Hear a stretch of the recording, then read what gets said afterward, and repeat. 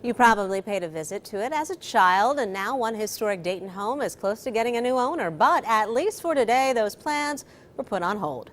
Right now at 5:30, Jordan Burgess is live with the meeting surprise that temporarily tied up the transfer. Jordan. Well, as you know, this can be a rough market for anybody to sell a home in, much less one that's pushing the 2-century mark and reportedly haunted. What do you say in that listing? Still, the home was ready to be transferred until a surprise visitor showed up at a city meeting this morning. If only the walls of this house could talk.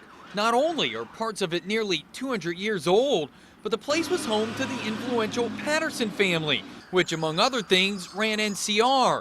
If Dayton is the birthplace of aviation, this could be considered the birthplace of innovation. Because it really is a local gem. The building was donated to Dayton in the 1950s, but now the city is trying to get out of the history business. It wants to transfer the property to Dayton History, which has been managing the Patterson homestead for the city anyway. This is a historical facility. That's what they specialize in more than what we specialize in, and so I think it makes a lot of sense. City commissioners were ready to make the transfer at Wednesday's meeting until an appearance by a niece of Jefferson Patterson, the man who donated the property to the city all those years ago.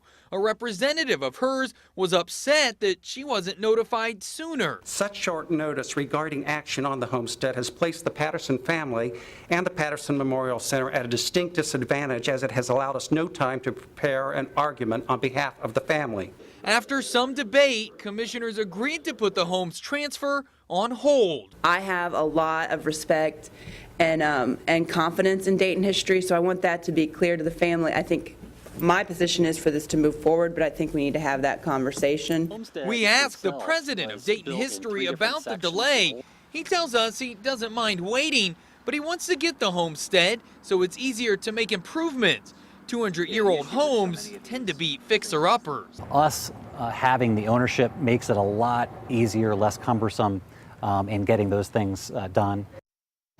And you can bet we'll be following this to see what happens to the property. But in the meantime, you can tour the home Thursday through Saturday between 10 and 4.